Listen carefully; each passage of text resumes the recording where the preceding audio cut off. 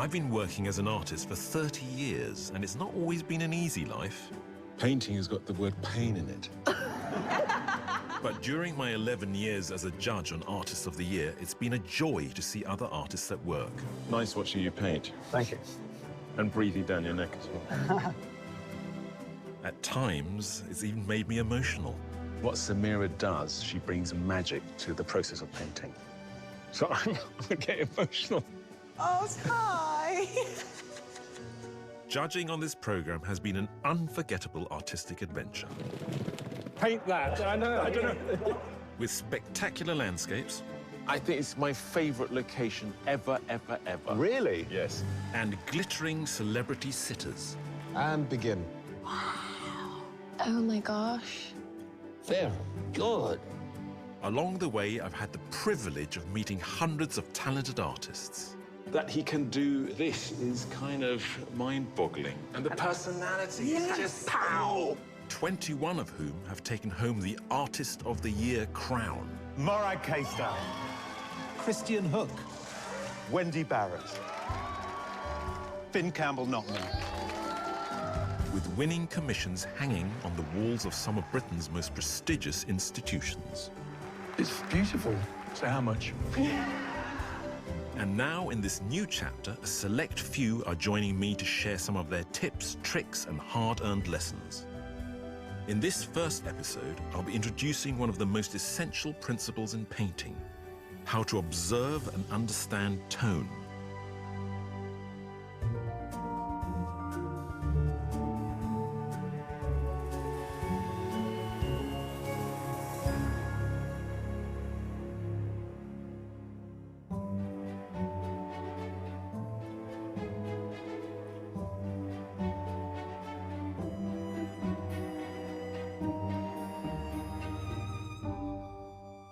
Hi, welcome to our new series of masterclasses. This is the first masterclass, and it's got a very important lesson for you. It's about tone. What is tone? It's how light or dark something is. And I think it's very important in the way it helps us construct three-dimensional objects on a flat surface and tricks the brain of the viewer into understanding what they're looking at. I find it terribly fascinating and exciting, and I hope by the end of this you'll find it just as exciting as we work our way through the different tonalities in that and see how it works.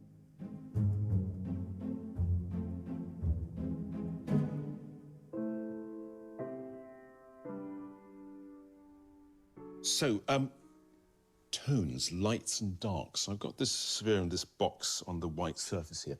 I've set up the light here because we need quite a strong, clear light to make these tones visible. Now, these tones, what am I talking about? The highlights where the light strikes very clearly on the surface. And then the objects, because they're facing away from the light source at the back, they have shadows. And these objects then cast shadows of their own. So you've got the cast shadow, you've got the shadow, and you've got the light. Now, why I've set this up this way, we've got a sphere and a box is with a sphere like a face. The surface is smooth, so the gradation from light to dark is a smooth transition. Whereas with a box, because it's got sharp edges, we've got sharp transition. So if you try to set this up at home, which I really recommend you do because it's a really interesting exercise, you need a clear light, you need an object. It could be, dip an orange or an apple that's gone off in white emulsion and put it in a box. So you need this variation of shapes to work out how to transition from light to shade, both on a smooth object and one with sharp edges.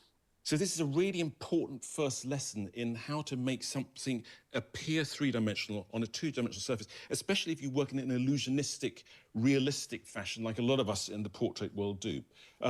Let's get started. Right, that's all white. Keep it nice and simple. It could be all black. You could dip the whole lot in black paint. As long as the colour, this is dangerous, tone colour, that's used is uniform. Now, usually canvases are white. White, everything looks dark against white. Everything looks immediately very dark. So ideally I could use a mid-grey, but as it's a beginner's lesson, we're going to start with a black board because it's like we're painting into a void, and it's not as black as we think it is. It is a kind of grey. And you won't be surprised to see that we've got black paint, white paint. That's all we need to have a go at this tonal study. I've got a handful, a quiver full of very chewed up brushes. I really like filberts because they are sort of flat.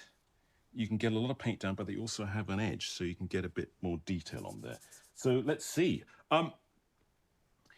How do we start on something like that? Well, I think the main tone, the first tone is, the first two main tones, which are the grey background and then the whitish shape. And I would say also, people call this the shape of the tone, is I'm going to bring that grey background into the shadows because it'll give me a sense of where everything is. So basically, I'm going to start with the whites and the greys and see if I can just lock the whole thing in. And once that's locked in, I'm going to start tweaking the whites and the greys, and we'll make things slightly darker, slightly lighter, and see how the image suddenly appears to be three-dimensional. I hope. Right, let's have a look. So, white, grey, black, sorry, make it grey. Right, let's have a go at this. I also like, as you see, I don't have any medium here. It's a good exercise in putting paint on. Beginners and experienced artists are always a bit afraid of paint. It's great stuff. You've got to just put it on, man. You don't need to thin it out or anything. So let's put the horizon in. Let's get the line of the box here. Bring it down to here. There we go. Now there's a shadow here that comes out the back there. Let's make that grey as well.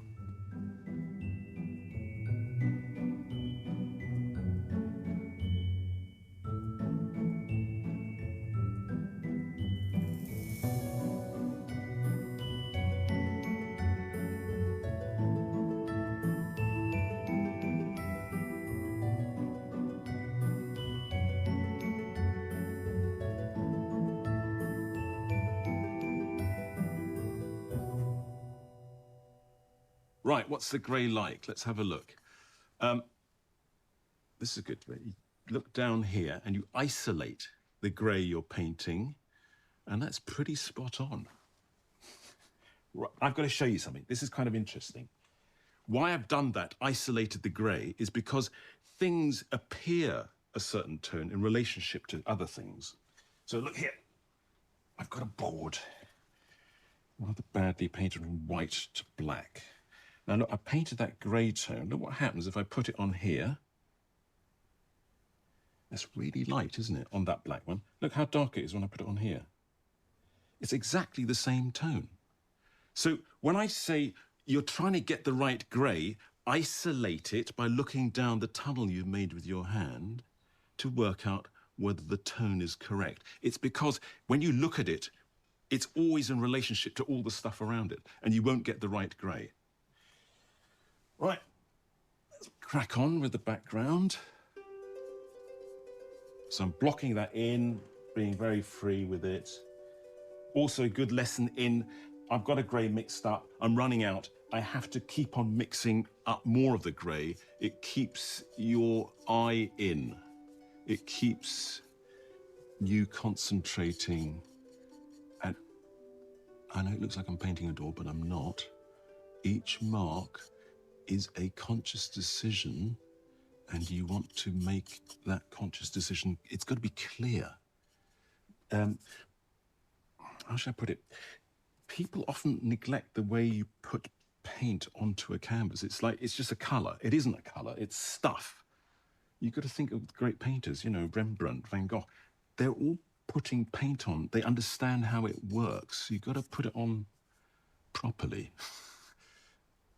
and not be apologetic about it.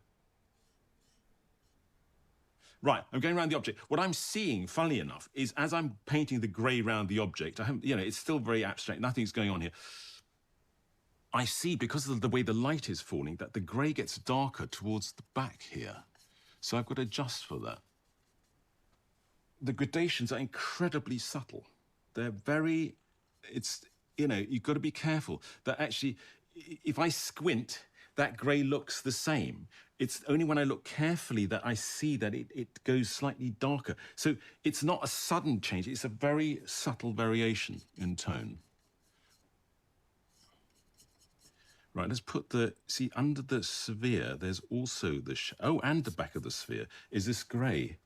So let's put that in as well. As we're doing the shape of the tone, let's just pop that in as well. It's not the same grey, but it's not white. And then we've got the shadow here coming. There we go.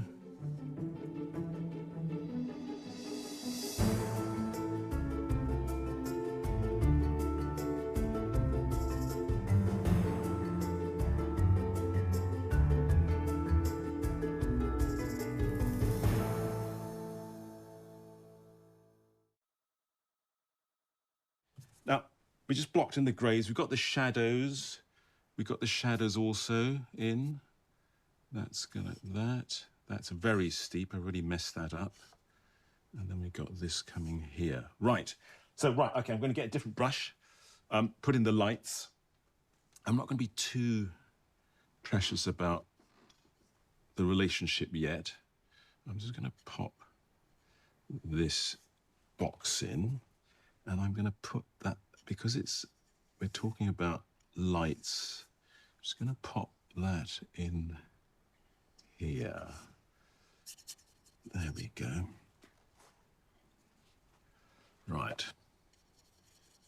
Let's pop that in. So yes, so we've got the grey shape, which is the background and the shadows, and I'm going to put in the main white shape, which is without trying to be too exact, just putting in. I know the grey is right, but I'm going to put the white in. I'm not too worried about getting that precise at the moment because I can adjust it, but I'm going to just put it in so we get the structure of the box and the sphere in. Right, so it's a lot of, so this beginning bit is sort of spade work, that's what it is, spade work, and then we'll get to the real exciting, I promise you it gets very exciting.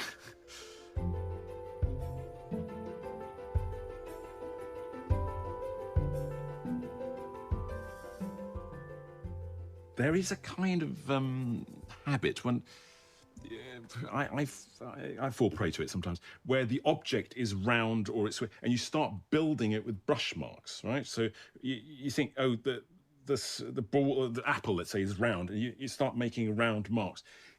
The light catches on the brush marks, and it's a different language. It's sculpture, and what we're playing with here is it's an illusion. So it's about tones.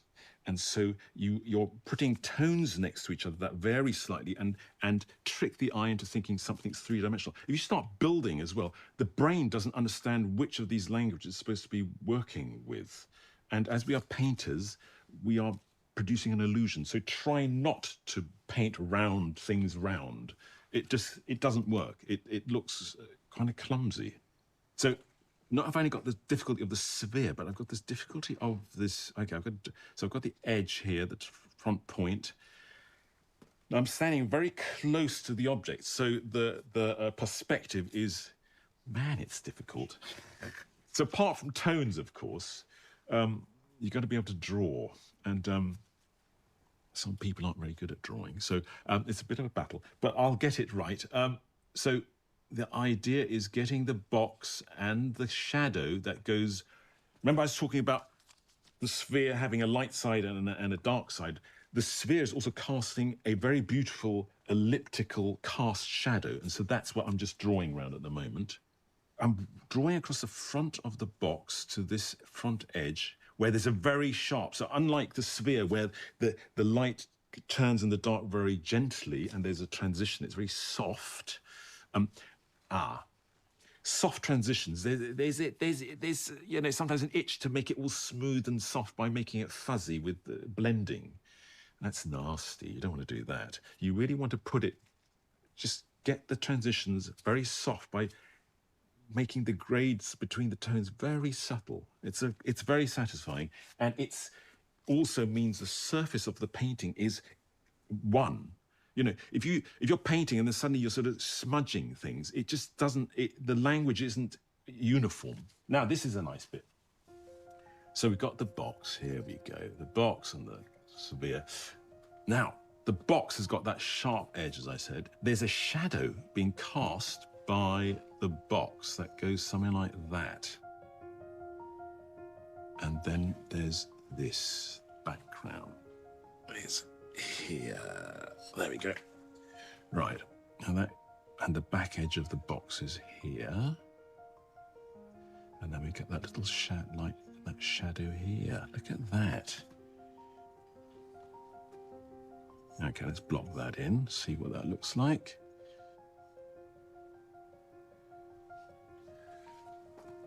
Yes. Okay, the light on my palette is different from the light on my surface I'm painting on. So I might think I've mixed up the right grade. So I put it on and it's too dark. So I just go back and add a bit more. So you can readjust all the time.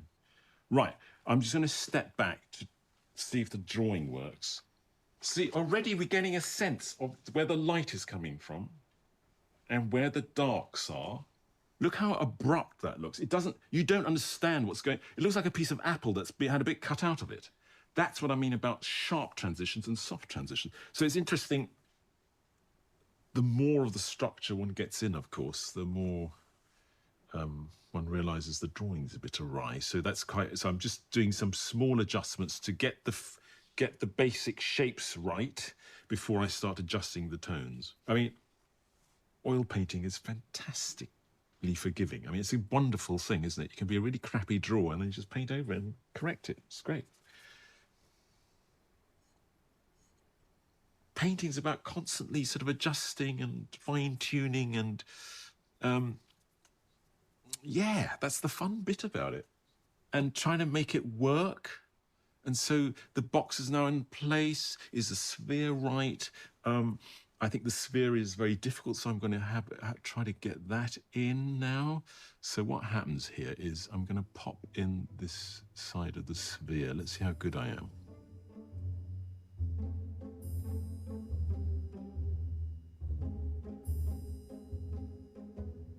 There we go. Yeah, sort of. Right. So there's and also, so yes, I'm starting to see edges. When the tones work, they really sing. And I think you'll find this when you start doing this, you're adjusting the tones, and when they work, it really goes, la, it's something happens. I promise.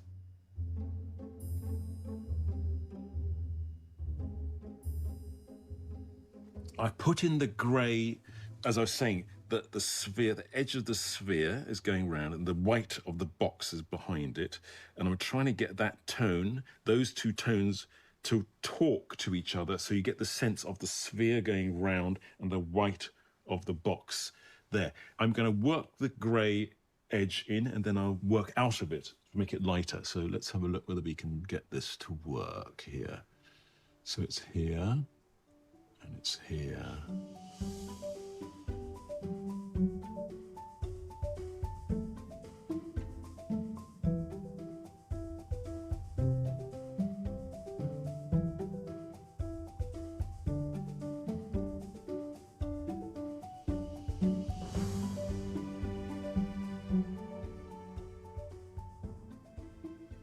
So what I'm going to do now is tweak everything. I've got the structure in. I'm happy with that. So what I'm going to do is make things slightly darker by adding a bit of black, or a bit lighter, adding a bit of white, until the tonal relationships work and start singing, and you get a sense of what's happening there on here on a two-dimensional surface. So I'm just going to pootle around.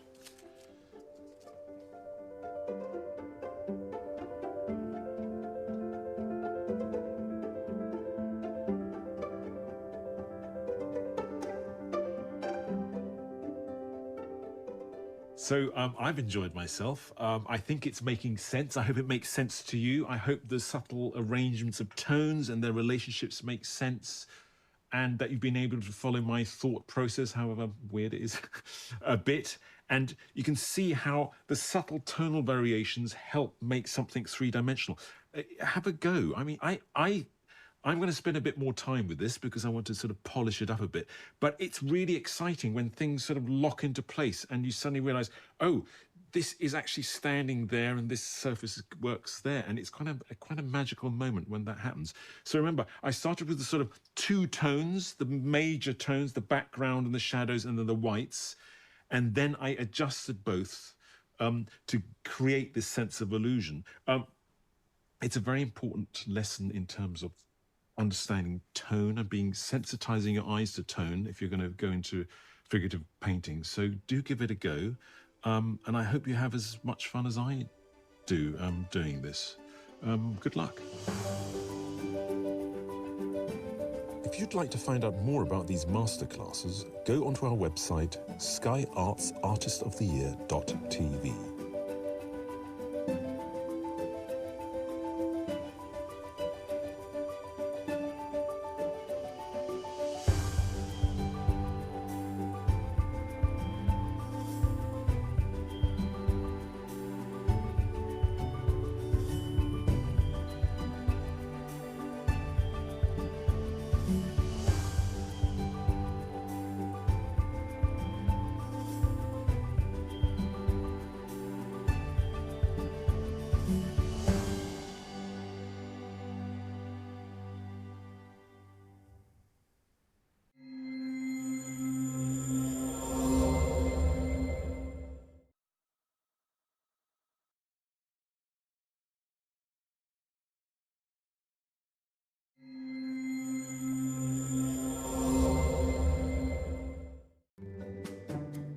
Today's tutor, Sarah Reeve, took part in Portrait Artist of the Year in 2023, producing a bold yet intimate portrait of award-winning businesswoman Vanessa Kingori, who was a big fan of the painting. I'm going to go for Sarah's. Thank you so much. It means so much. Thank you. As were we judges, Sarah Reeve. which earned her a place in the semi-final. There, she upped her game with a painting of former Spice Girl Emma Bunton. Go big or go home. Go big or go home, exactly. Love it. And charmed her with a finished portrait. I love the colours you've used, the bright pink behind instead of the red, actually. It is very me. Sarah boldly layers her oils straight onto the canvas. It's just colouring in. What could possibly go wrong? Which is why she's the perfect tutor for today's masterclass, painting wet on wet.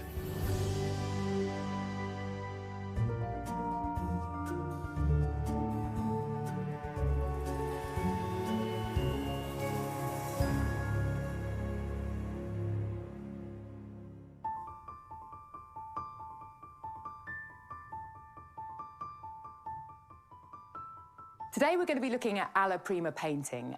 You might wonder what alla prima is. It's an Italian term that technically means at the first, but it's usually applied for when we're doing a painting all in one setting. So we're sort of sitting and doing the whole painting from start to finish, usually in a fixed time frame. It's also known as wet on wet painting, also known as direct painting. So there's a lot of different terms, but it's dead easy, and we're going to break it down into simple steps today.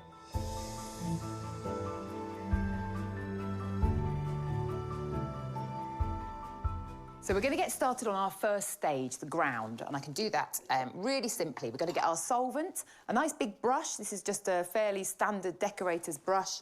I don't want you to soak the brush completely in your solvent, but just enough just to kind of dip it in and get a little bit onto your palette. I'm using a nice glass palette here. These are my favourite. I absolutely love them. It's actually just a shelf out of a fridge. So a top tip, if you need a nice glass palette, go and find a fridge and get one of the shelves out of it. So I've chosen a really thin wash of burnt umber and our solvent. Burnt umber is great because it's got a kind of cool undertone, which is really what I'm trying to match to my model's skin tone. Now, as you can see, I'm being really quick here. I'm not being too precise. I'm not too worried about the marks that I'm making. I'm just trying to knock back some of this white that we've got, just to make it a little bit more interesting for us to start building our underpainting on. So I'm just keeping the mix really nice and light. Might need to make a little bit more. I'm just covering it up. And I'm also using a bit of cloth just to sort of knock it back. So great, I'm quite happy with that. It's pretty rough. That might be the finest piece of work I do all day today, but that's all right, we'll keep going. So I'm going to be doing our underpainting now, which will mean I'm going to swap my brushes out. And I kind of call it my sketching brush. I just find with an alla prima painting, it's better to start with your paint right from the start because you're sort of beginning to think in painterly marks. So that's why these little scruffy brushes, it's not going to allow us to be too perfect, but it will mean we can start mapping in the face and giving ourselves a sort of tonal map of where we're then going to be able to build colour on in the next step. So I'm going to start with my underpainting now. And really, this is just a case of mapping in the face. I'm working here from a fantastic reference photograph. And what I like to do when I start off is I really try and get the kind of main points of the figure, of the face, plotted out onto my paper or my canvas. So that's all I'm doing here is just marking key areas. But can you see I'm keeping it really light, so at no point have I gone in with anything too dark.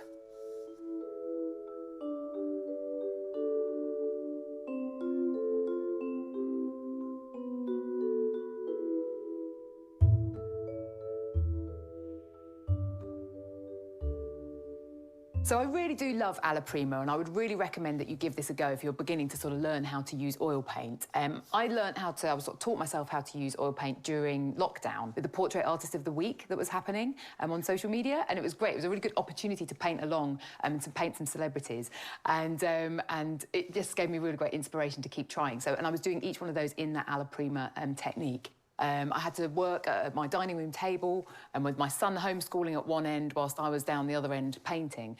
And it's just great because I had to resolve a painting in one sitting, which is what we're doing today. So it's really good to set yourself a parameter and it's a way of just sort of simply getting some steps in place to be able to resolve a painting. So I'm just working my way around the reference here and trying to get some key shapes in and just really exploring the face here. Not making anything too definite at this stage, keeping the marks really light and exploratory, and keeping that mix of solvent really thin as well, so giving ourselves somewhere to go.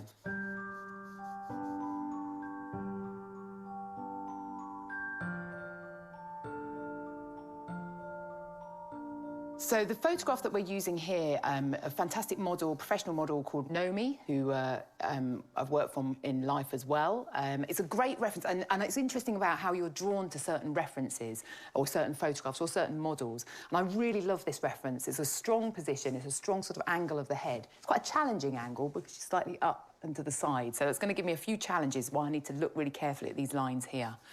But I also love that bold orange that we've got there and the contrast between that and her hair. And she's kind of got some cool little touches. I'm liking the tattoo. I'm really enjoying the kind of little nose ring. As an artist, you can choose to take that and respond to it. You can choose to include it or not include it. But for me, it gives it a little quirky touch, which I think will add a bit of character and personality to this painting.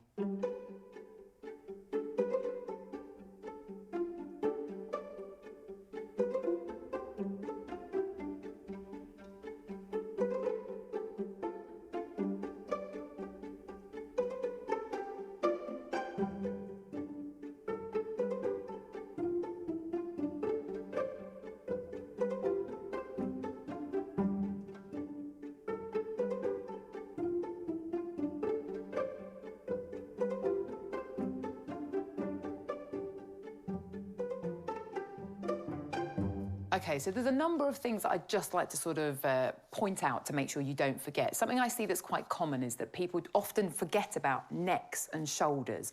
So this is quite important, otherwise you end up with a sort of floating head that looks like it might just roll down a hill. So don't forget, even if it's just simple lines, it doesn't need to be anything more than just an observed angle on a neck or a shoulder. Don't forget to give your portrait something to sit on, OK? Almost as if we were like a sort of a bust of someone that we need to have that base. It will just put it into context. as this underpainting is beginning to sort of shape up, you can see I've still kept it pretty light. The mix is still pretty thin. We're sort of working, I would compare it a bit to a sort of disappointing squash that you might get around your nan's house. That's the sort of mix that we're going for, OK? Because we're going to be putting a lot darker paints on, so give yourself somewhere to go.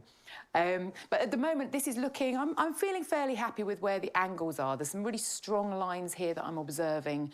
I just want to try and make sure that I've got the angles coming in right. I wanted to just quickly stop and talk about likeness versus not likeness. It's a tricky thing, and I know with portraits we always want things to look like the person that we're painting.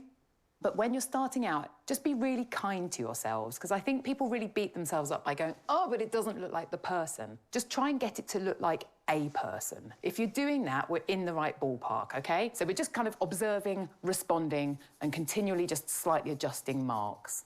So if you're interested in likeness, get your drawing skills up to speed, and you'll only do that by just putting in the time to practice and practice.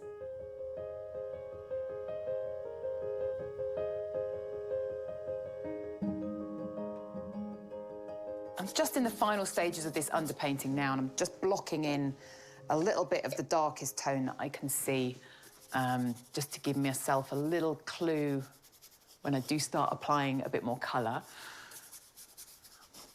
But I think I'm pretty sure, yeah, I think that'll do. Moving on to the next stage now, the colours. Basically a combination of just 4 different colours: titanium white, yellow ochre, cad red, and ivory black.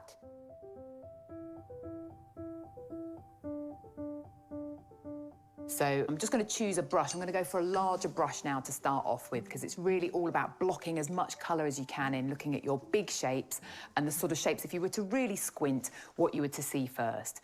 But I'm going to go in with a combination of the mid-tones, well, start from dark first. So we're going to start with the darkest tones first and work our way up to the lightest tones. I'm now just going to start blocking them in with a big brush, use a bit of solvent just to keep the paint moving. So don't soak it. We don't want a sort of really thin mix. We just want enough just to be able to get the paint down at this stage into the areas that we've sort of identified.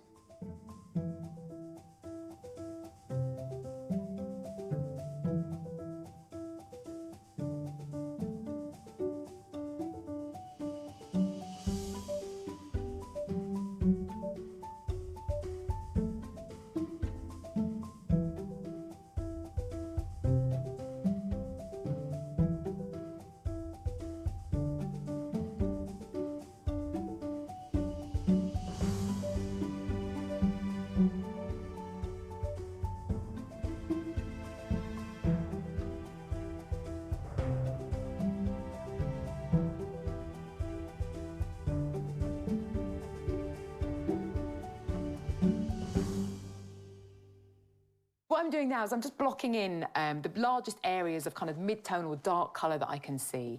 I'm observing some sort of darker green and purple shadows and tones underneath Nomi's chin, around her neck area, which will really kind of create the sort of frame for the colours that I'm about to put in the centre or more around her face. The paint does look a bit strange when you're in these kind of halfway points, but you have to sort of slightly trust the process. You have to trust that your observation of these things will pay dividends in the end. So commit to it. If you see purple, put a purpley tone down, and once you've got everything down, the colours will start to sort of sit properly. So, so just work your way through and put as much kind of observation as you can. Now, I've gone for some quite contrasted tones here, very bright, very dark, and some quite sort of like slightly more sludgy flesh tones. But it's good. It's going to give us a good base to work with. So I really enjoy using these boingy synthetic brushes. They've got a really nice bounce to them, if you see here. And when you're working alla prima, it's nice. You can place the paint quite decisively. So when we're working wet in wet and the paint starts getting thicker, these are going to come in really handy. They're a very versatile brush. They're called short flats or brights. You can use all sorts of brushes. Often people use hog hair brushes with alla prima, which gives them quite nice texture. But I personally quite enjoy that sort of, yeah, that sort of synthetic, cleaner look. So it sort of seems to suit the way that I apply the paint. So you can see I'm sort of working my way around Nomi's face here and sort of pushing and pulling some of the shadows that I see.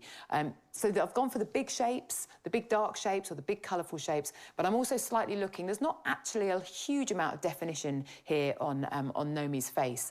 It's quite some large areas of sort of similar tone. So I'm just kind of going into the details that I can see. And although these are dark, people have a tendency to do eyebrows exactly the same colour as hair. But if you look, they're not actually as dark as the hair. So I've kind of changed the tone and the colour of them slightly. So I really like painting with strong colour, and that is something that tends to come out in my work.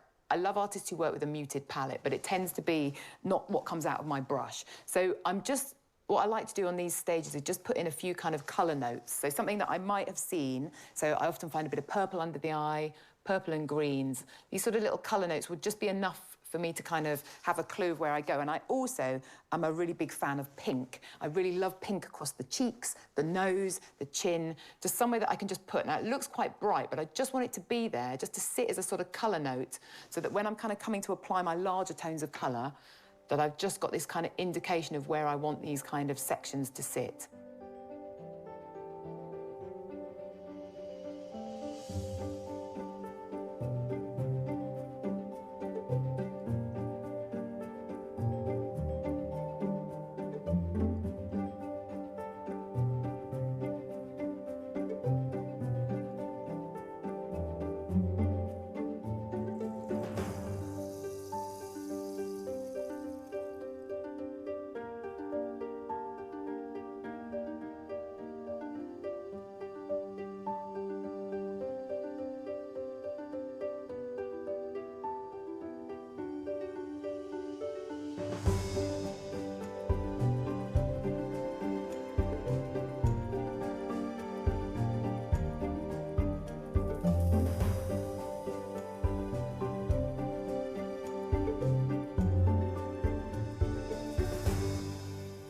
So we're probably about the halfway stage now of our alla prima painting, and I like to call this like the really weird phase. So this is where you have to kind of trust the process. Because we're sort of tiling colour, we're putting colour in various places, this is the way that I tend to work, it's looking a little bit crazy, and you need to sort of just trust that we're continuing to go with our observations. Something that I notice a lot of people do often is leave things that we're a bit scared of painting, or something that's particularly if it's very important to us, like eyes, right to the last minute. Don't be afraid of going in with the eyes and starting to just put down the loose shapes. We're still keeping it loose, but I've moved down to a slightly smaller brush now just to get a little bit more detail.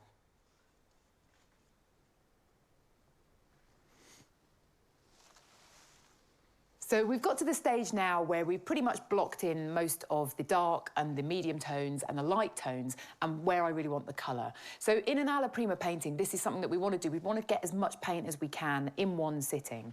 So, so we've got our first sort of stage done now, and now we're going into the kind of wet in wet principle. So I'm already got paint here, and I'm now going to be applying paint onto the surface as I'm going. So I really like these synthetic brushes because you can kind of place the paint quite decisively. It's not dragging, it's being quite decisive about where I'm choosing to put the paint, and I'm not mixing the paint on the face. I'm using maybe a sort of gradient tone between these two to maybe blend it down a little bit, but I'm not overworking the paint on the surface of my painting. If you do that, you can find yourself down a slightly muddy path. This is not good. You might have heard about mud and oil painting before, and people are like, it's really muddy. Mud really with oil painting just means that you've got too many pigments mixed together so that the light can't pass through the pigments, and you're losing a bit of that kind of translucency and transparency that oil paint can reflect back to you. We're trying to avoid that, and really the best way to do that is to use the right sort of brush, but also just to be decisive about the marks that you're making. So really think about what you're doing, especially when you're in this stage of wet in wet. So you can adjust everything. Everything is up for grabs, nothing is fixed, but just do it sort of decisively. So can you see here, I'm not overworking anything. I'm just placing down the colour as I'm observing it here with my model, and just softening some of those tiled edges that I put down.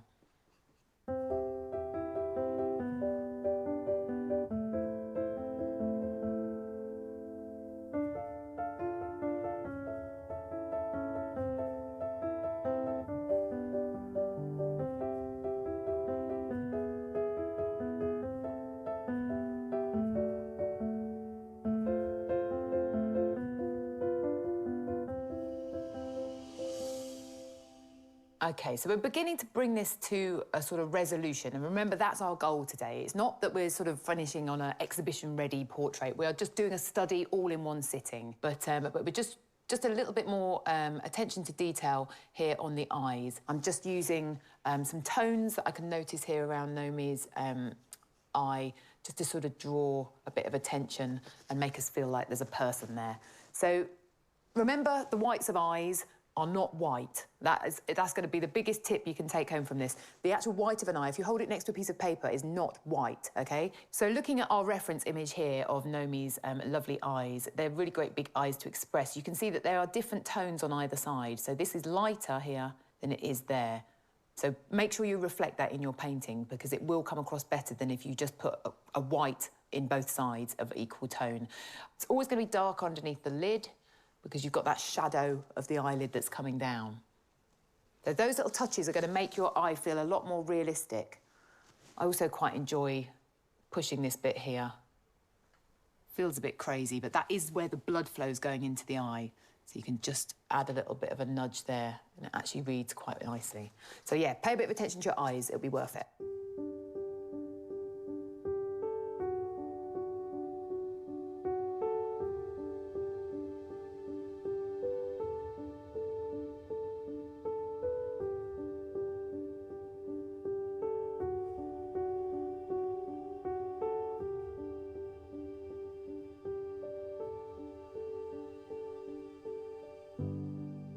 OK, so I just want to put some finishing touches now onto the painting. As you can see, she's got these really fabulous little dots. It's like a little makeup trick. So I'm just going to add them in. I'm not going to put them in black so much, but I just want them just to be there, just to sit underneath the pupil. I don't want things to look too precious. I might just slightly blot it. OK, same with the highlights in the eyes. It's nice that I do quite like a highlight in an eye. It gives it a little bit of a shape. But I've not gone in with white. I've gone in with a sort of off-white, so something a bit beige, just so it doesn't really dominate the whole painting. OK, so just giving a bit of texture there. Pop a highlight on the nose. But can you see these are the last things I'm doing? I'm not kind of going mad and putting them in right at the start. And then also a highlight here on the nose ring. So just to kind of really make that step out. Don't need a lot more than that, just enough just to kind of give an indication. And then we're going to go back in. So remember I spoke about this tattoo. So I quite enjoy keeping these sections here quite abstract. I think there's something that can be work quite nicely. Personally, I don't need to go into too much detail for that. It just needs to be that base to that face that we were talking about earlier. So, so when it comes to doing the tattoo, this is actually almost, because we use quite a thin layer of solvent, it's quite dry already, so I'm just going to simplify, and that is kind of our job as painters, is just to add a sort of simple tone. So it's going to be a lot easier for me than actually working out what the talented tattoo artist who did this did, and it just adds a nice kind of little unique flourish to something to the end of this painting. But it gives me enough information. If I were to do another painting, we'd have something to work on. I'm just having a bit of fun with it, implying some sort of geometric shape, so that I can feel like there is a tattoo happening. But this is your choice as an artist, so you can choose to make these decisions and include information like this, or you can choose to not. I've chosen to leave some unfinished bits here to imply a study, but other than that, I think as alla prima paintings go, I'm pretty happy with that.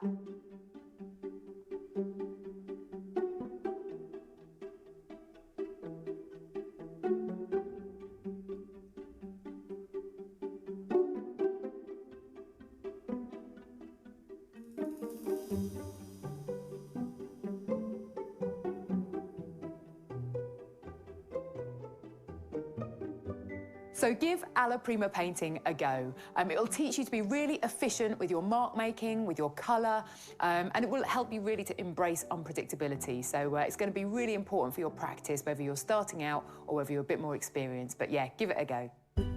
If you'd like to find out more about these masterclasses, go onto our website, skyartsartistoftheyear.tv.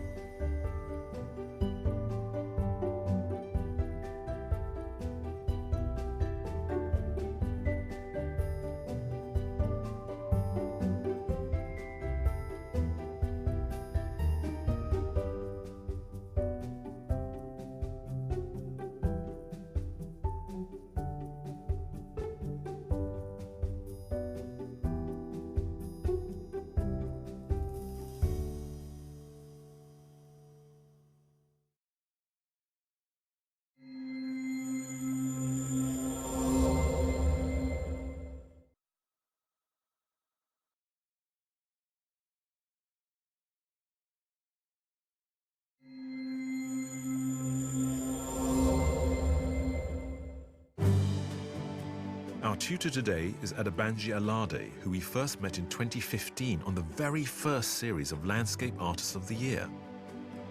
He earned a place in the competition with his submission of The Circus in Bath. I do think that they will be very happy today because they've got trees and a building. And at his heat in Lyme Park, Adebanji impressed us judges as well as his fellow contestants. This is amazing. Wow. You nearly finished. Oh, well, a long way to go. It looks that, but because of our different styles, good to me. And his vibrant rendering of the landscape ensured his place on our shortlist. Fantastic sort of reflection in the light and attention to details. Gorgeous. It just looks like it's easy to him. It's amazing. Adebanji's love of greenery and foliage I love trees, yeah. I see them as human beings. makes him ideally positioned to lead today's masterclass, Painting Trees.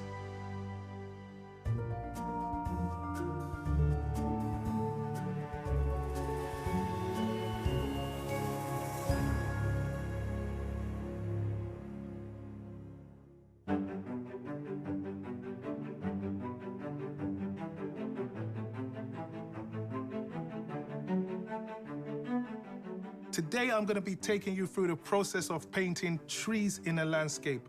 Trees are an important part of my practice. For some artists, they see the trees as an element of the landscape, but I see them as a landscape in themselves. I've got my canvas. I've given it a bit of a wash, a nice acrylic wash, and that is with yellow ochre, with a bit of blue. It's just, I think, burnt sienna and blue, that's it. Just giving it a little bit of a brownish tone. And that's so that I don't paint on stark white. And the reason why I don't paint on stark white is that I want it to have a base color that will actually show a little bit of a neutral base so that the white doesn't start to compete with what I'm doing. The reference photo is a lovely tree in the height of summer. The first thing I'm going to do is to get the overall shape of the tree. That's what brings out the overall character of the tree. There's a way it comes across, and that's the contour of it, everything around the outside of the tree. So I'm going to use a Winsor & Newton burnt sienna brush marker pen, and for the lights, I'm going to use a Posca white pen. Let's go. So, I've got everything in order. It's all about the overall shape now. I'm going to just treat this first of all as angles. Then I'm going to go in to the major bend. So the first thing is just the overall angles.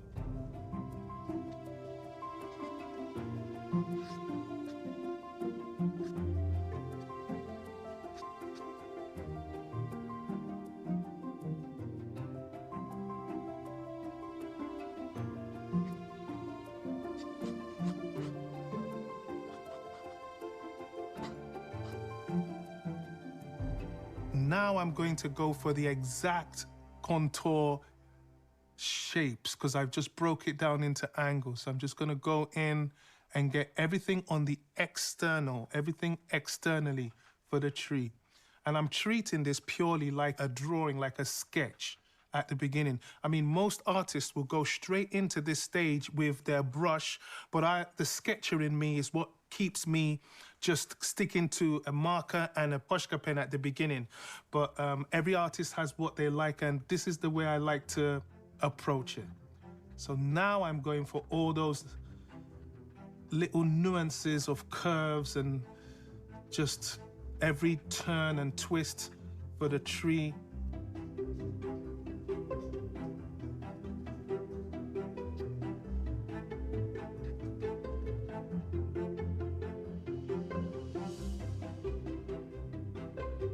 So overall, I've got the outline of the whole tree, just something close to it. And now I'm gonna go for the internal shapes, the little bits and pieces in between. This is what really brings out the character in the tree.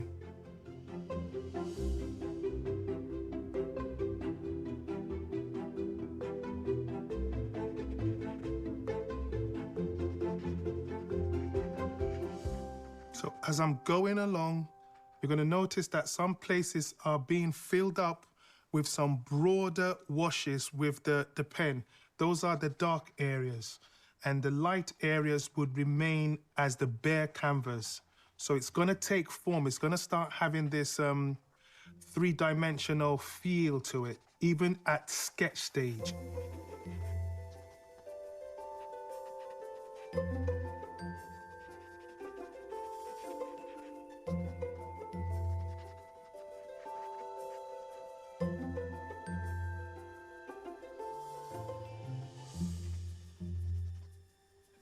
Underneath, I have this shadow, which almost makes the tree trunk invisible. And there's also a house or a sort of, I would call it like a church beside that. I'm going to try my best to eliminate that because it takes away the lovely shape of the tree. So this is a bit of my artistic license that I'm going to use for this particular area and just leave it open.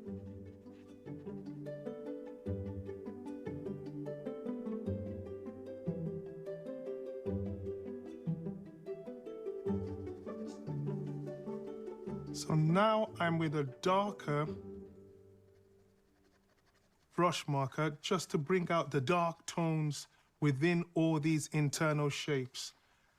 The goal here is to create these dark shapes within this tree that will bring out its three-dimensional qualities and make it almost feel monochromatic.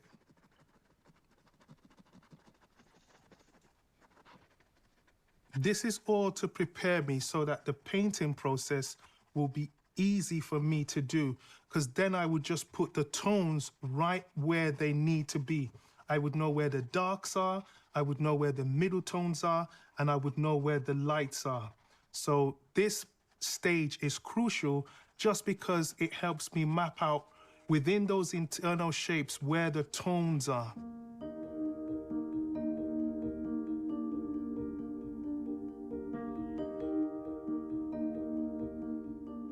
The thing with trees is that you don't have to be as accurate, you know, it's the overall feel that matters. And once you can get an overall feel of it, which I mean that's the overall impression of it, it starts to have that character of the tree you are trying to sketch or paint.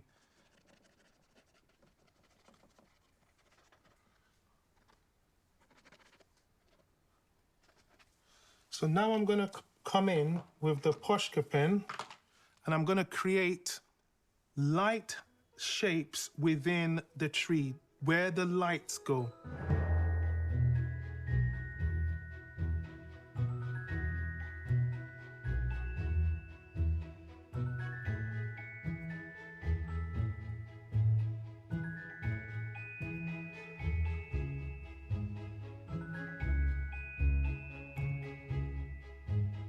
So I've got two trees in there, and I can hardly tell the difference between where the first one goes into the second one. I would have eliminated one of them, but I just think it works well as a picture in a whole.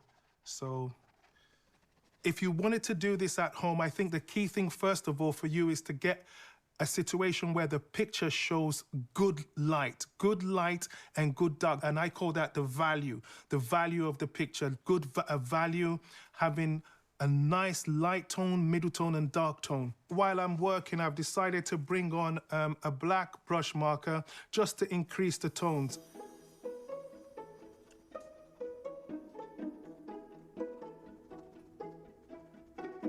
So these are the darkest darks. Everything where the black is going, these are the darkest darks of the tree.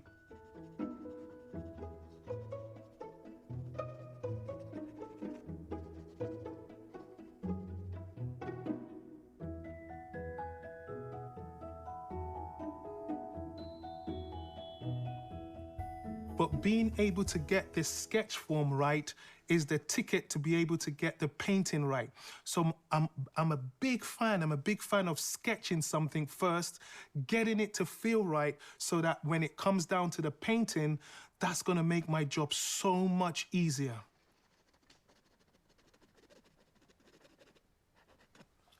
So I'm just gonna go back and forth so that the black doesn't stand out that much. Just gonna go in with the lighter browns, just carefully, just so everything starts to feel cohesive. And then it's time to go into paint. So I'm very careful to make sure that the way I perceive this is the way I sketch it. You know, not every artist sees the trees the same way, but I like to see these things like monsters, creepy things, all coming together. Like, that's what makes it interesting for me.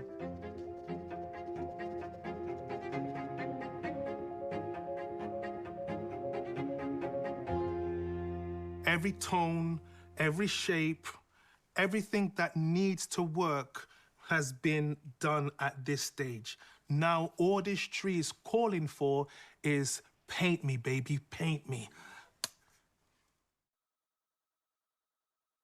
Now I'm gonna start with my painting. On my palette, I like to have 2 colors of each. I like to have 2 yellows, a warm yellow and a cool yellow, a cool brown and a warm brown, a warm red and a cool red, a warm blue and a cool blue, a cool green and a warm green. This is just the way I love to have my palette because I know I can interchange, and one is darker and one is lighter, one is cooler and one is warmer. So now I'm gonna start the painting of this tree, and the first thing I'm gonna do is to make sure I paint the sky, everything that's not the tree, in the background so that it forms a nice backdrop. I love to do it this way because it becomes a little bit more tacky when I'm trying to put the sky after.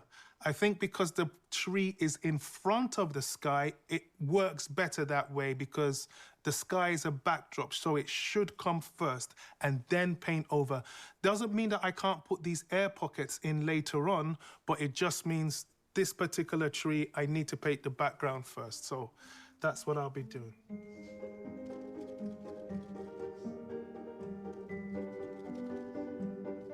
It's a nice, summery blue sky, and that's the way I see it. I'm just gonna build it up slowly and add more color as I go along. I love this one-touch go painting. I just think it just makes me feel like I'm writing. The main purpose of painting this way is so that I'm not overworking the paint. Like, you almost kill the energy of the paint when you keep on going 1 step, 2 step, like, oh, Sarah, Sarah. It loses it. You want boom, that kind of feel. That's what we want in the painting because it's more impressionism, and that's kind of like my style. So everyone has a uniqueness to them. The more you paint, people say, I don't have a style. Don't worry about that. Your style will come with the mileage. The more you paint, it will emerge. It's just like handwriting. You started writing, not planning how your writing will be, but the more you wrote, something emerged. And that's the same thing with painting. So this is why it's a lifelong journey, you know. So at this point, the major thing I'll be working on is the effect of all the light and shade on the tree itself. So this is a crucial part, and it's also interesting. This is the part that really matters, so stay tuned. I just need a base color green to start off with, and this is good. But if I just start painting with this, woof. But watch what happens to the green when I add yellow ochre to it. It just makes that green so much more like the greens we see around us. So it just warms it up a bit. And I'm gonna add a little bit more, ocherizing the green so you can see the warmth that this green all of a sudden has. It's that lovely warmth. And this base color green, I can now make this darker and lighter. So this is a nice middle tone area. The dark version of it, I'm gonna mix right down, is the place where there's alizarin. You can see me gradually moving alizarin into it. It's the main color that I'll be using, but I can also add a bit of blue. So you can see, just gonna add a little bit ochre into the middle one. and move on. So you're going to see 3 distinct tones start to appear on the palette. Light, middle tone, dark. So these are the base colors I'm going to be using. And remember, I know where to put them because all over the tree, I have that mapped out already in the sketch. So I'm going to start this stage off by going from the darks to the middle tones and then the lights. Let's see how this goes.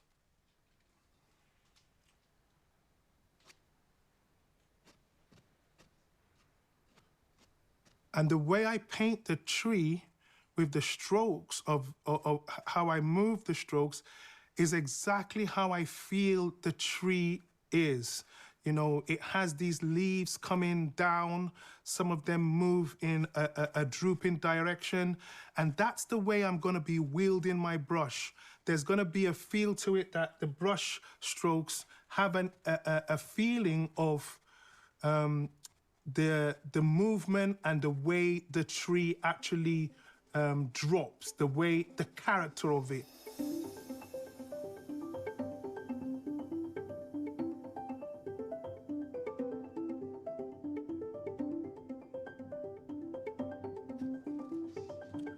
When you're painting this live, again, one of the things you want to do is to squint. Squint at the tree. Don't see everything in a sharp vision. See in a little bit of a blurred vision. That's when everything stands out. So even as I'm painting now, sometimes when I really want to see it, I even squint at the picture. But, you know, it's already clear at the pictures when you're doing it from life that it really matters. Now I'm going to slowly, gradually ease up into the mid-tones. Just ease up from the darks into the mid. It's a gradually sneaky thing that I'm going to be doing. So you're not going to see much difference, but in some places, it's just going to start oozing in. Just slowly, you're going to be seeing some other greens show up. And these are just the intermediary midtones. They prepare the ground for the main midtones and lights. So most of my brush strokes at this point, if they're not areas where I can feel their leaves, I'm just going to be painting them in a kind of horizontal manner because they're like shadow pockets. I don't need to add any sort of dramatic strokes to those areas. And then I'm easing off slowly into the main mid, just easing into it.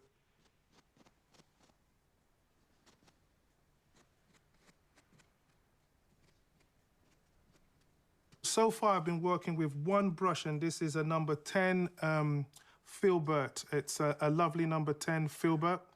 This particular one is big, but now I'm going to go into a smaller brush, and this one is a number 6. The reason is I'm going to go into the lights and the places where the light hits the leaves. This is where it comes more into action. So I'm going with a smaller brush now, and I'm going to be building up those tones slowly and gradually. So it's almost like sculpting the tree now with the greens, with the light greens, and making it feel so natural.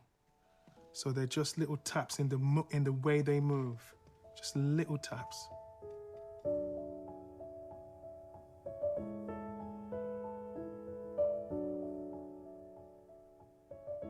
Now I'm going to be restating the darks, and the reason why I'm going to be restating the darks is that as you add the lights and the midtones, sometimes you lose the darks. The darks are so important because it brings out that 3D element. You need a strong dark to have a strong light. And if you lose the darks, then the lights don't have that weight that it needs to have that perfect structure for the tree.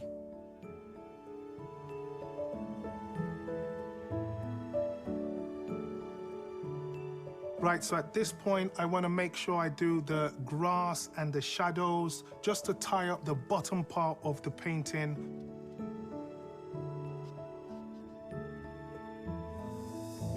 Again, here, because I eliminated the house over here, I'm going to just put in some light tones over here so it looks like the path continued all the way to the end.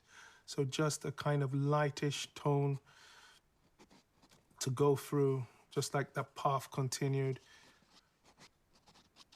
And then add some green grass at the back of it so it looks more like there's some continuity in the background. So at this point, I'm going to paint the air pockets. They need to be darker than the sky because you look through them and they can't be the same tone as when you look at it outside the tree. So it's going to be slightly darker.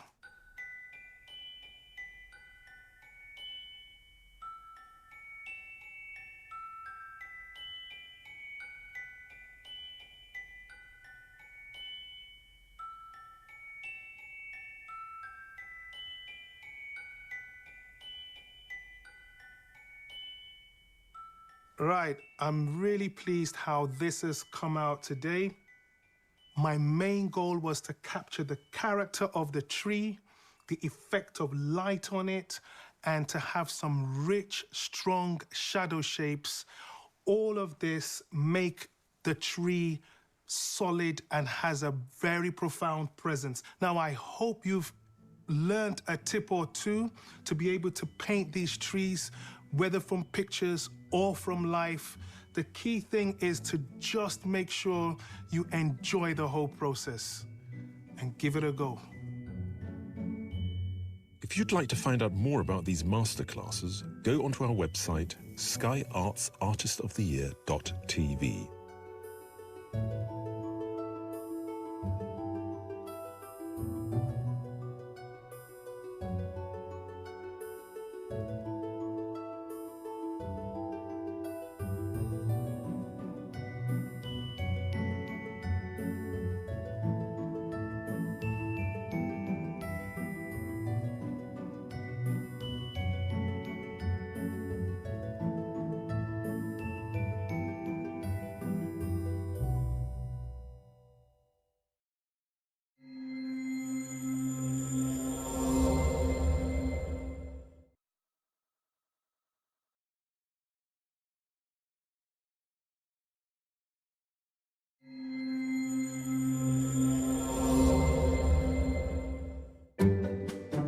Today's tutor, Morag Keister, made it through the heats of Portrait Artist of the Year with her moving depiction of author Elizabeth Day.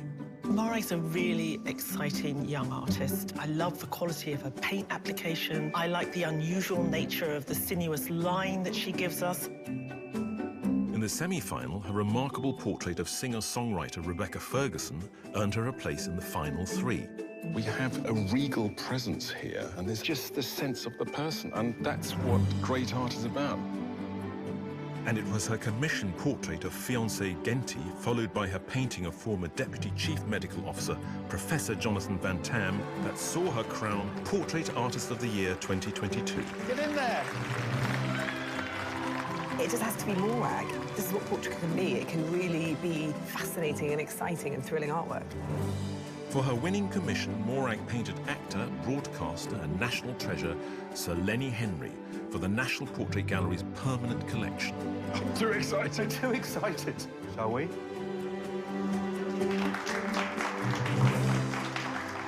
Wow. It's beautiful. I'm really chuffed. Morag is accomplished at capturing the essence of her sitter with very few lines. It's just so well, I was going to say observed, but it's felt. It's also about what isn't there. It becomes part of the whole. So for today's masterclass, she's going to show us how to do that when working on a miniature scale.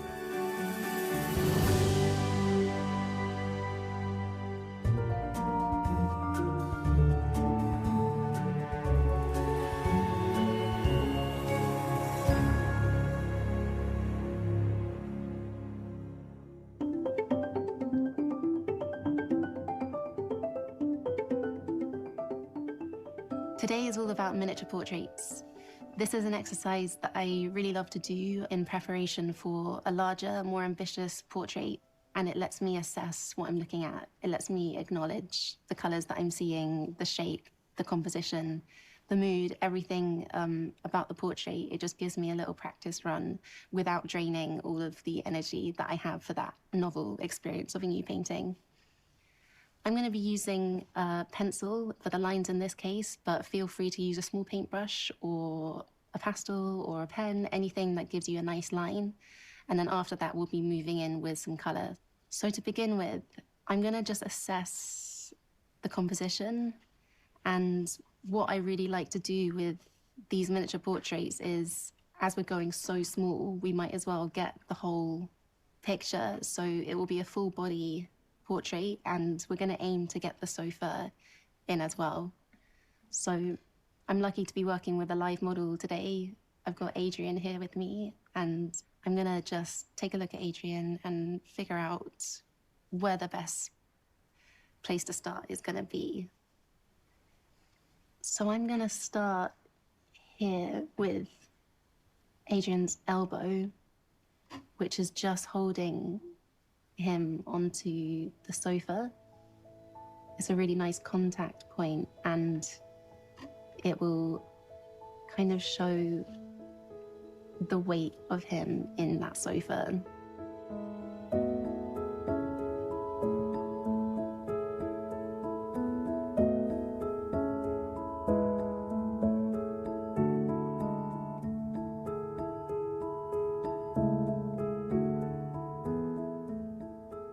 It really is what you would normally do, but just on such a smaller scale, and that for sure poses some challenges. It does take a little while for your brain to kind of get around it, but it also just dissolves so many other issues that you run into when you're working on a bigger scale. Like the pressure is just off for all of the details that you encounter. Suddenly on this scale, you just realize that so many of them don't actually feel necessary in capturing who you're looking at. What can be helpful is to find the first mark that you put down and then find the furthest point from that mark. So I think that will be Adrian's foot. And I'll just make sure quickly that that is going to be in the composition. And I might just put a little mark there just to remind myself that that's where it's going to be.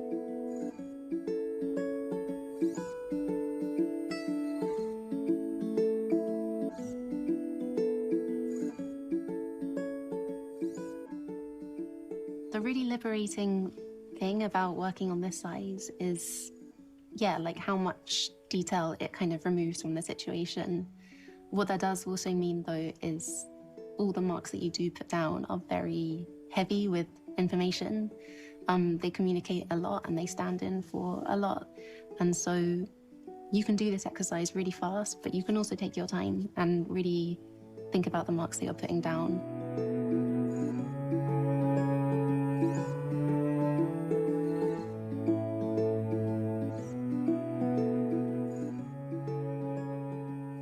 Right now, I'm just drawing in the whole of Adrian in the composition, and I'm just on the shirt.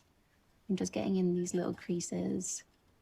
Something that's really great on this scale is when you do add in a little crease or a little detail like the eyebrow or the button, it almost, that's all you need for that area.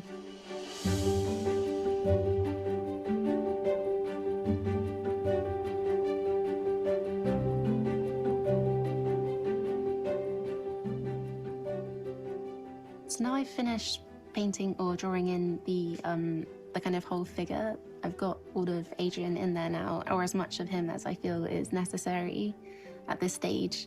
And now I'm just gonna kind of quickly bring in the sofa.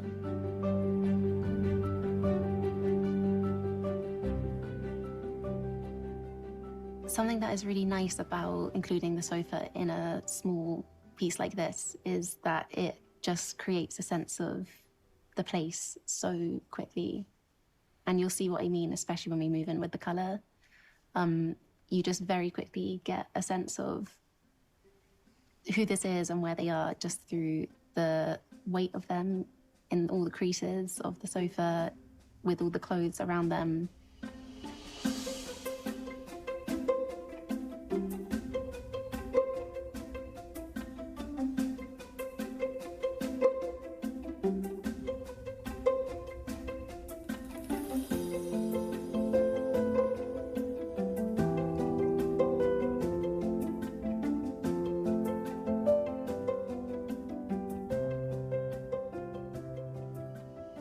For this little portrait, I'm using an A5 piece of Okawara paper.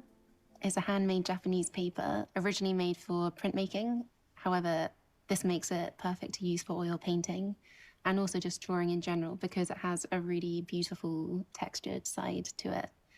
That's the reason I love to use this paper, and I use it for most of my work. I'm going to move in with some color now because I've kind of got everything I feel I need to just with this pencil. So when it comes to applying color for this exercise, what I really like to do is to just give myself a massive break when it comes to this. And I'm not going to be focusing on the small in-between colors. I'm just going to try and find the average shade for each part of the painting. So, for example, if I start with the trousers, instead of finding all these little pieces of color and shadows and light, I'm just going to mix a kind of soft ochre.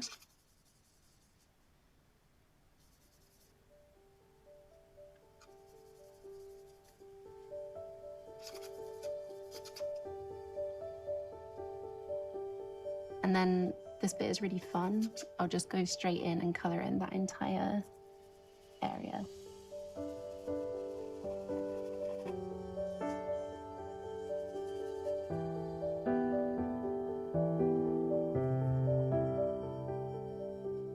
I often work on a really large scale, and so when it comes to bringing in the color, there is so much to think about. It's so careful, and that's why I love making these little pieces so much, because they just offer the opposite.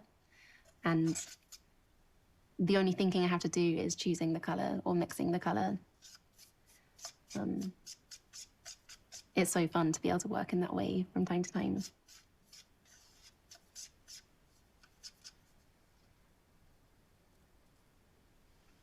While I've got this color on my brush, I've just noticed that actually Adrian's hair has a few strands in it that kind of, you could basically say are the same color, or for the case of this miniature reduced portrait, you could get away with that being the same color. And so I'm just gonna add in a few careful pieces, but not too careful.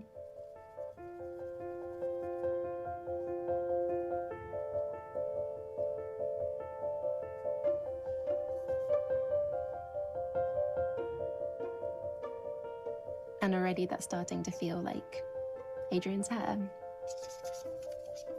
And now I'm just gonna mix up a really nice pale pink, pastel pink for Adrian's shirt.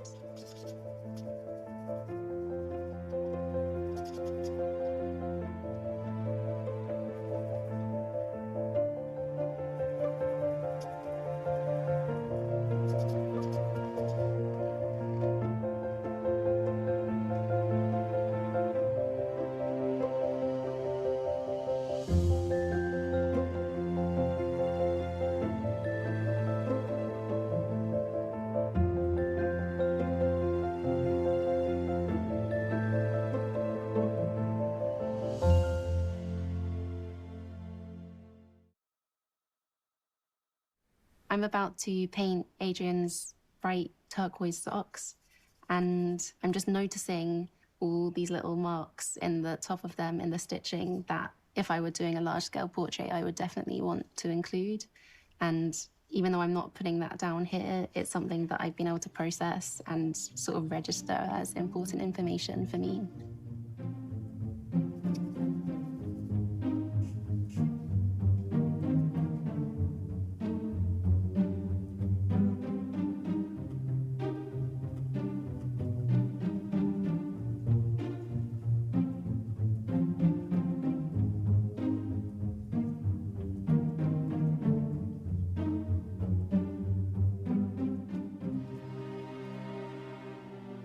This way of working is really suited to my temperament because it's such an immediate way of putting down marks and seeing results. It is such an exciting thing to do every time. I'll do a handful of these miniature portraits at least once a month, and I'll do them as their own thing, or I'll do them in preparation for a bigger portrait.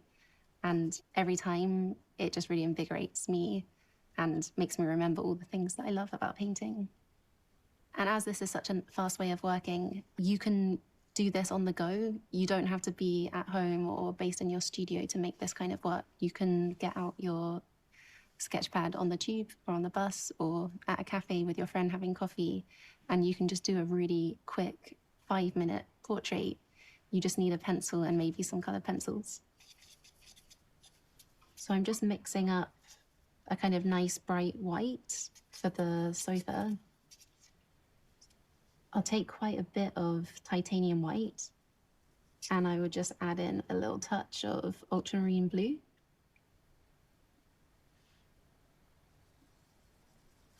You can make the paint really thin and runny, or you can make it very heavy and textural. They're both nice to work with, and I usually end up using a mixture of the two.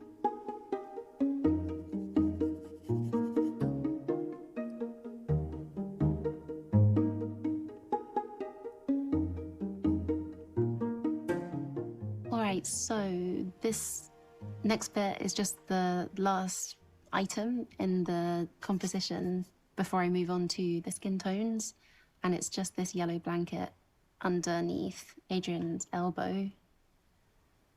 And I've just made this nice kind of butter color yellow. And the same as everything else, I'm just going to color that in very quickly.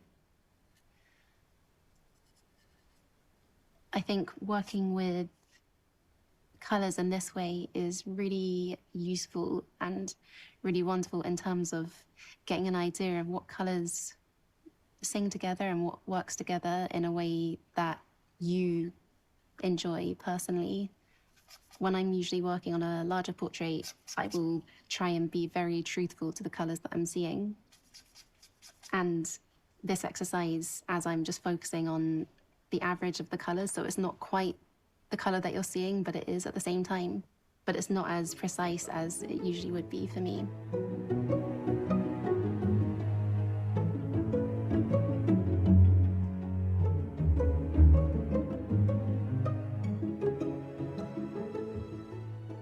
While I've got this yellow on my brush, I actually just had a little glimpse of maybe being able to put a little bit of that yellow in the hair, just like one little streak on the side here. It's not totally accurate, but for the sake of this small portrait, it does work.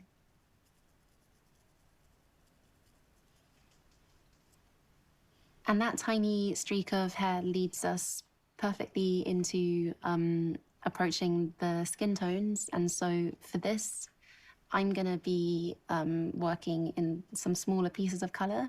But if you want, you can take the same approach as we've done for the clothing, and you can just try and find your average tone and just go in with that. But like I said, I'm gonna go in with a bit more detail. Not loads, but just enough. I'm gonna start with the hands because that feels like quite a significant 2 patches of color, this kind of dark ochreish, almost purple.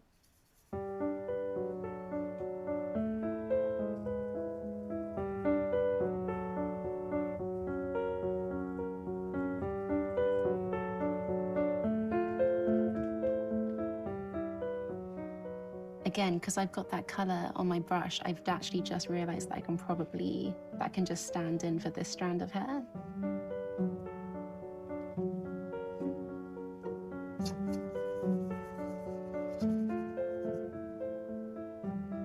And maybe the top of the head.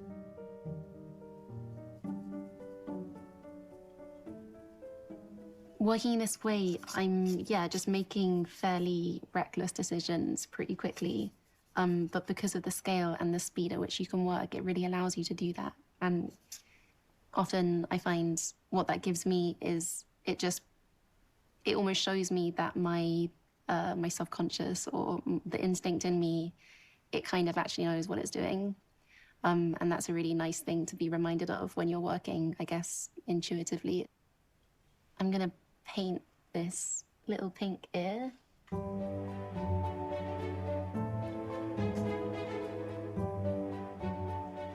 Okay, because I can't resist, I'm gonna add in a few of these dots with the same pink where the knuckles are, because it pretty much is that color.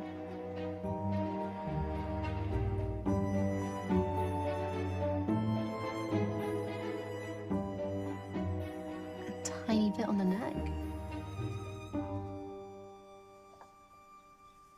Something that's interesting about this way of working is that if you make a mistake or what you feel is a mistake, you can just very quickly go and grab another bit of paper and really fast just do the same piece again and sort of correct that area that you didn't like. However, you can hold on to these and you can look back through them, because something that I often find on my much bigger works is something that I thought was a mistake or didn't sit right with me. Like months later, when I look at the photo of it, I kind of see all the stuff that I wasn't picking up on that was actually significant and special and contributed towards that portrait in quite a big way, but I couldn't see it at the time. And so it went in the bin or something. And these little pieces, they catch those mistakes. But you don't have to destroy the piece. You can just pop it in your sketchbook or look at a photo of it later.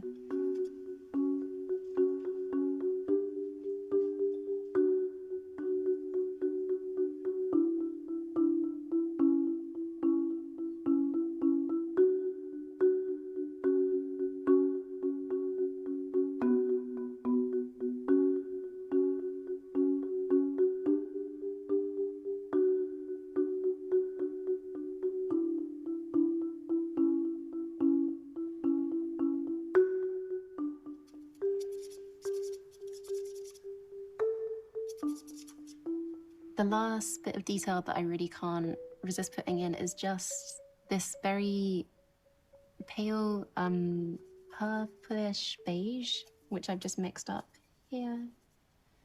And it's just around the left eye and a little line on the side of the face.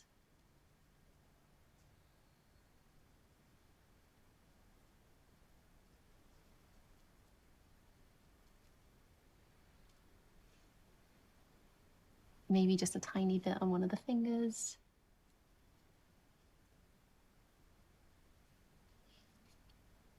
So I'm gonna leave this portrait where it is now, because I feel like there's enough information there to communicate a little portrait of Adrian.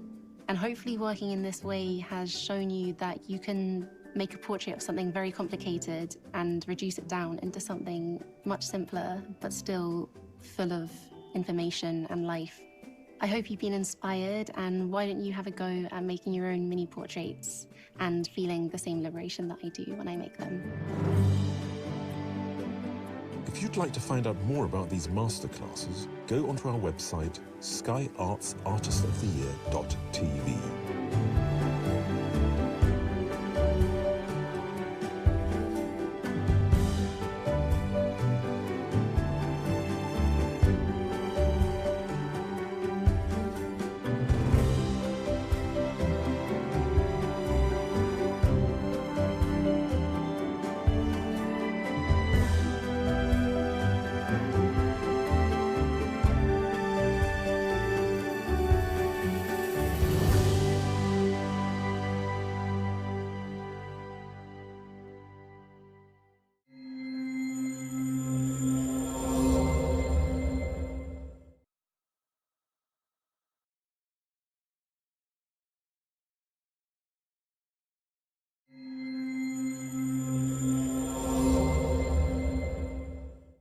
Today's tutor, Fujiko Rose, gained a place in Landscape Artist of the Year in 2019 and went on to win her heat in Gateshead, where she brought a timeless quality to the city's Millennium Bridge.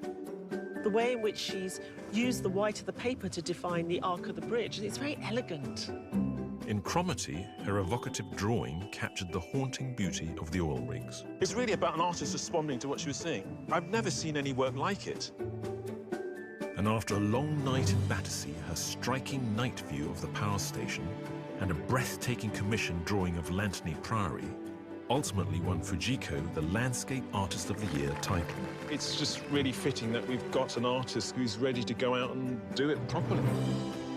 She headed to Venice to paint her prize, a £10,000 commission for the Royal Institute of British Architects, inspired by Victorian painter John Ruskin. I think Ruskin would be pleased. The only ink artist to win Landscape Artist of the Year, Fujiko is the model tutor for today's masterclass, Introduction to Inks.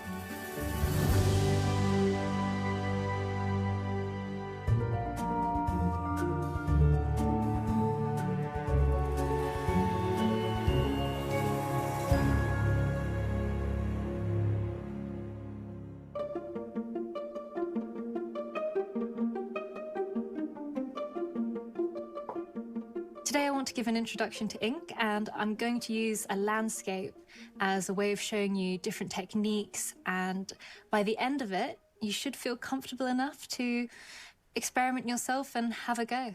The first thing I like to do with a landscape especially is I always feel the need to do a composition sketch, and handy bit of scrap paper on the side, and also be using this to test out my brushes, test out my pens, make sure I'm getting the effects that I want. I've already got a photograph which I feel I'm quite happy with the composition of. It's a lovely scene in the Lake District, and I just want to map out the bones of this and focus in on the kind of light areas, the dark areas. Might even annotate it, so I can pre-plan a little bit how I want to deal with these different elements, and that just leaves me feeling a bit more confident when I'm actually working on the piece.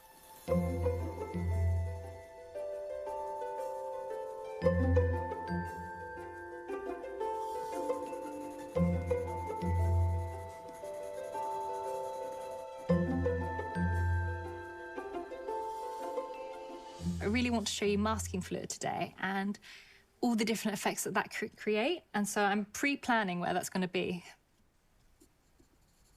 Okay.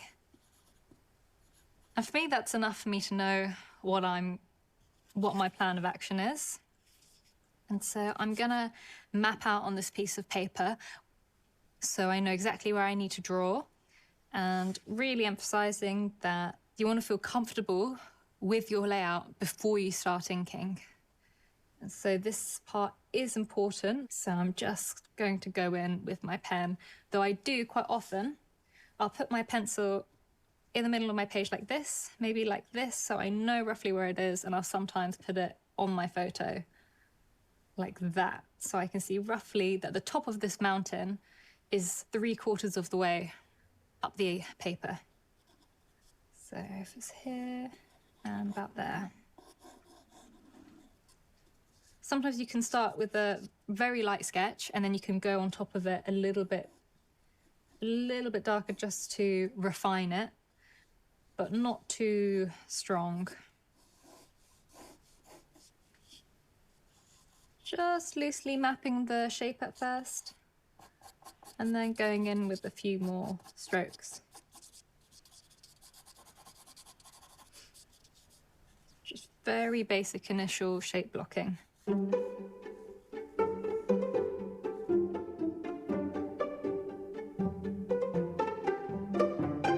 So now that I'm happy with my sketch, I'm gonna go ahead and apply some masking fluid. And I've got some here, and it's a type of liquid latex. And the purpose of it really is to preserve highlighted areas of the paper. So when you put the masking fluid down, it's going to create a barrier. And so once it's dry and you work over it, that area of paper that you've covered will then be protected from the ink. And so later on, when you're ready, you then remove the masking fluid. And so if you've drawn a star with your masking fluid, then that star, which is made of the white of the paper, will suddenly emerge.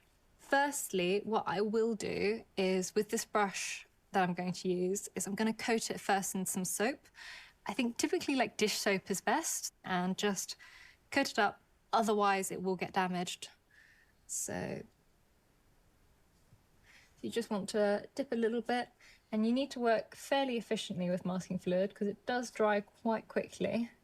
And I'm just making sure I'm happy with the strokes that it's making. So just always good, give it a little test.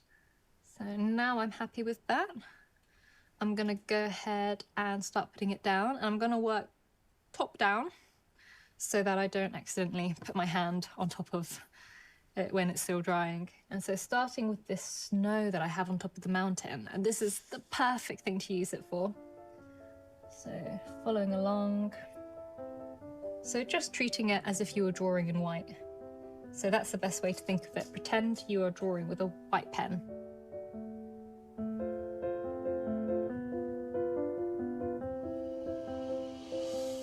So the next effect I'd like to do is I want to create like a fine speckle going across, and it's a little bit like a noise kind of grain. And the way I'll do this is just gently tapping. So make sure I've got enough of the fluid on my brush first, and just very gently tapping it.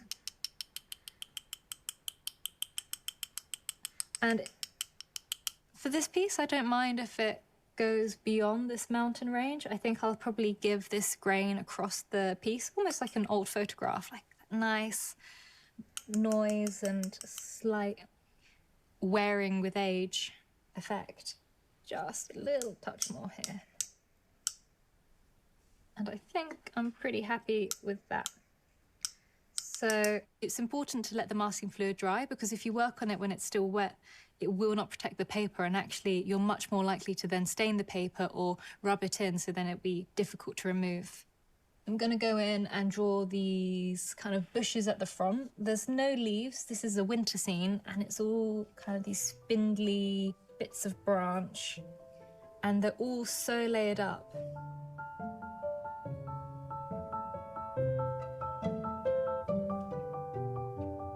So I'm pretty happy with that. That is my layer of masking fluid down. So once you've checked that your masking fluid is dry, I'm gonna start on this branch right at the front, very bold. We're gonna go in strong, we're gonna go heavy with the ink. I've got my Indian ink and my pigment liners, and just going in. And I want to have some quite dark flat areas, and I'm also going to add a little bit of texture. In the photograph, it does just look completely flat almost, but I don't want it being two-dimensional whilst the background is built up. So I want there to be a bit of connection and suggesting shape.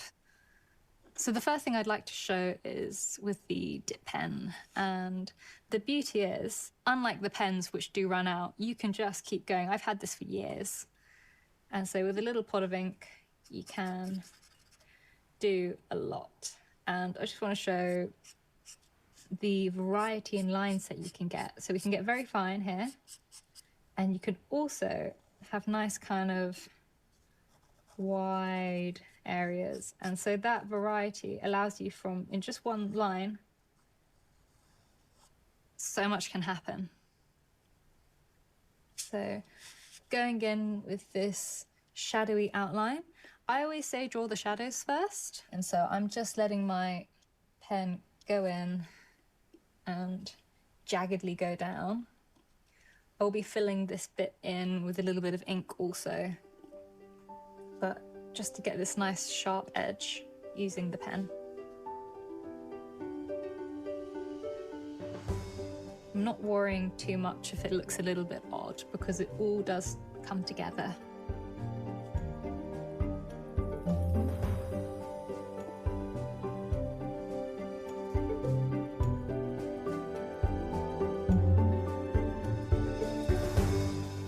I'm currently adding in little details with my pen at the moment, and the way I choose which side to add that is I kind of, even if it's not clear in the photograph, I have a sense of where some of the light is hitting. There's a few parts of the branch which has a little bit more highlight, and so using that as my guide, I'm adding textures on the top half of the branch and more so on the right side at the moment. An easy way to think of it, if the light's coming this direction, all of the area lower and to the left will be darker. And so I'm keeping those areas solid and more inky, and the other side I'm letting have more of that kind of barky texture that I want, and it's just helping keep it three-dimensional.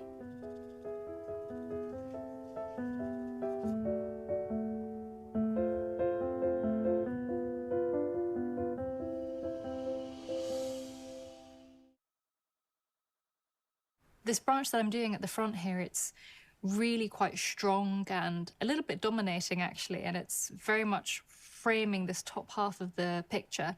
And what I like about it is it sort of puts you in place. So you've got something in the foreground that is showing that you are the viewer, this is where you're standing, and that is how you're viewing the mountain. And so it creates like a personal viewpoint. So when you're actually seeing something in person, you don't just see the mountain in the background, you see everything around you. And I want those little elements kind of around and routing us to a location. The way I'm putting the ink down for this, because it's so shadowy and dark, I didn't want it to be flat. So I've blotted my ink as I've been working along. Whenever I've put a coat of solid ink down, I've then gently blotted it. And when it's a little more dry, I'm just going to work over it a little bit more to create and build up more texture. It's a very flat medium ink. You don't have that 3D quality that you have to paint. And so I try to find ways of bringing it in through the artwork instead of the medium.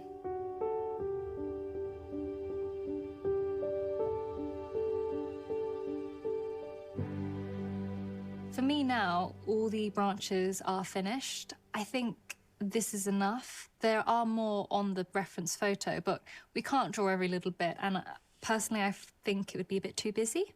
So I'm leaving it there. It's a personal judgment call. And so, when you're drawing a scene out in nature, you can't draw every part of the tree, you can't draw every leaf. And so, we have to decide ourselves where we feel is enough, and that captures the spirit of the subject enough.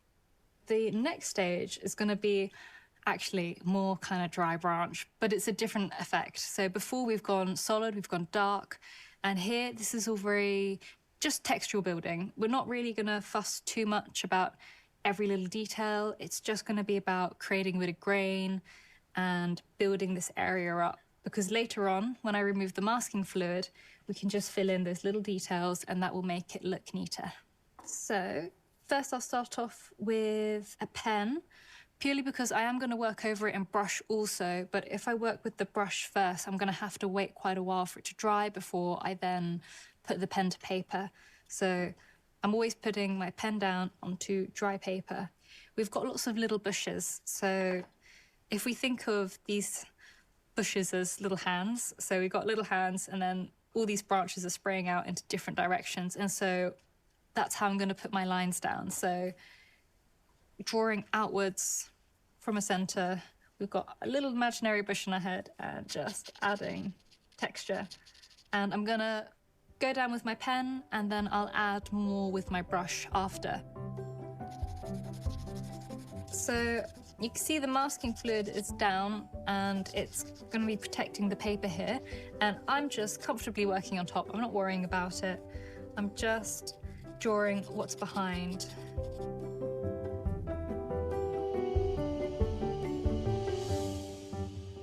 So now that this area has been filled in and shaded, it still looks quite messy, and that's because I've just tried to give like a nice even coat almost over the masking fluid, so then there is something, there will be a contrast when I do remove it. So now I can work on the mountain, which is really the hero of the piece. This is what it's all about.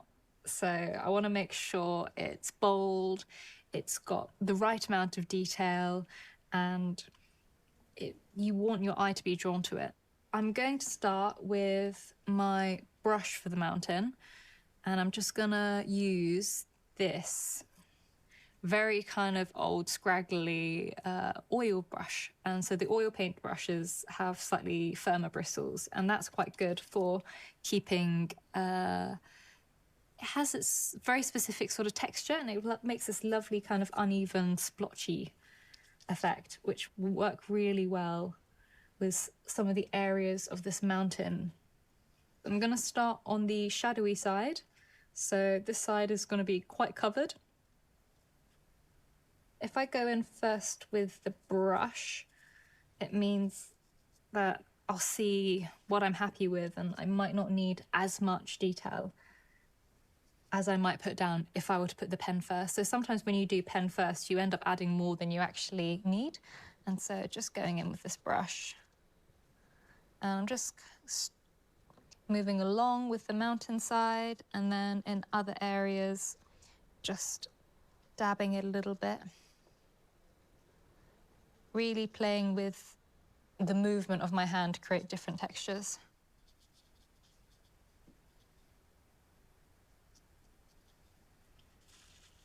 So I've just allowed the brush to go down in a very kind of organic way, moving with the mountainside, going diagonally across, occasionally suggesting the angle away. So I'm going down and a little bit flicking across at times also. This texture on the side of the mountain, it's really quite interesting, and it's really difficult to do that intentionally. So the beauty of a brush, which is quite hard to control, is it does actually help you create these unusual shapes.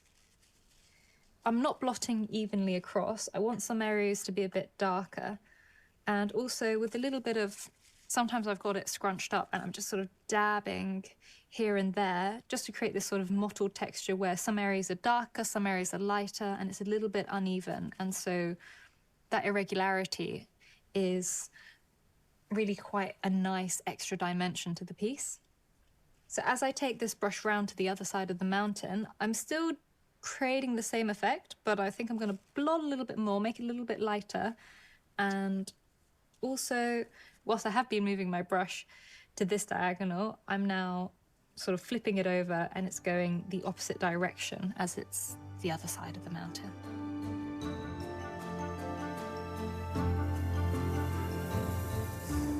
So this is like the main bones of this mountain, and I've added in the blocking of the shadows and everything, but it still needs a bit of texture. So I'm just going to go straight in with my pen now, drawing on top of the masking fluid at the top of the mountain where you've got this nice little bit of snow, and it should help create that little bit of a rocky texture. And I'm also just going to darken up a few areas of the right side of the mountain.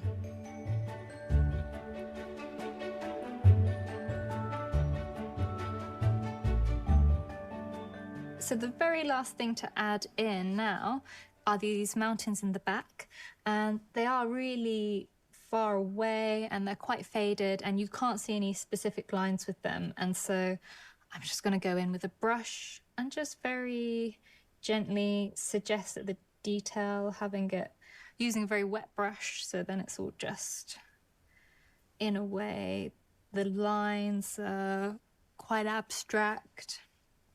And there's a lovely movement to the paint.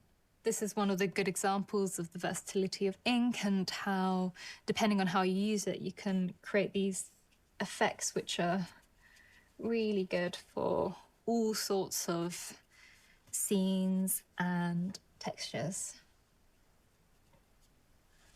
So I'm going to start removing the masking fluid. Some of the areas are still a little damp, so I'm not going to touch those, but I'm just going to start off in this mountain range, and as these parts dry, I'm going to also remove the masking fluid from there. Just be careful that it is dry when you remove it, because otherwise sometimes the paper's soft, and whilst you're trying to get it off, you can actually peel away at the top surface of the paper, which is not something you want to do when you've just finished your artwork. Taking this eraser, I'm just going to start rubbing away at the masking fluid, and really like a putty rubber or something would be easier. There's also like a specific tool for it, which I don't have right now, but you can also use your finger. It's all very easy and it should just come off nicely.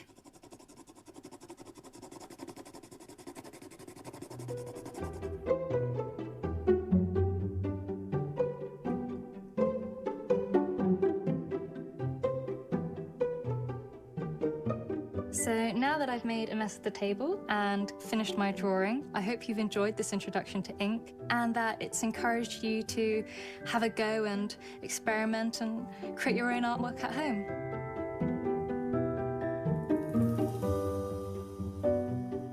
If you'd like to find out more about these masterclasses, go onto our website, Sky Arts Artist of the Year.